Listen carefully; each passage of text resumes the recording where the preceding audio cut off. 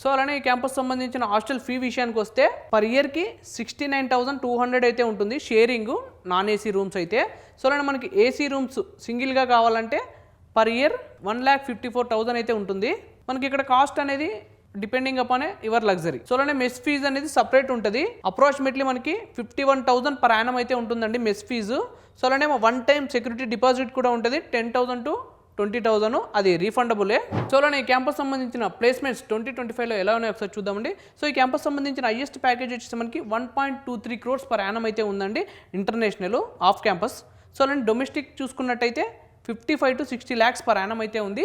So medium package వచ్చేసి మనకి 10.5 నుంచి 11 lakhs పర్ యానం అయితే ఉందండి. టోటల్ ప్లేస్మెంట్ రికార్డ్ వచ్చేసి 85% అయితే ఉందండి. సో ఈసీఈ సిఎస్సి టెక్ బ్రాంచెస్కి అయితే మల్టిపుల్ ఆఫర్స్ అయితే ఉన్నాయి. సో ఏదైతే కోర్ బ్రాంచెస్ ఉన్నాయో సివిల్ మెకానిక్ వాళ్ళకైతే మీడియం రేంజ్ ప్యాకేజెస్ అయితే ఉన్నాయండి. 6 to 8 lakhs పర్ యానం అయితే ఉంటుంది. సో ఈ క్యాంపస్ సంబంధించి టాప్ రిక్రూటర్స్ వచ్చేసి Apple, Google, Microsoft, Amazon, Deloitte, Maruti Suzuki లాంటి టాప్ రిక్రూటర్స్ అయితే ఉన్నాయండి. సో ఈ క్యాంపస్లో స్ట్రాంగ్ ఇండస్ట్రీ కనెక్షన్స్ అయితే ఉన్నాయండి.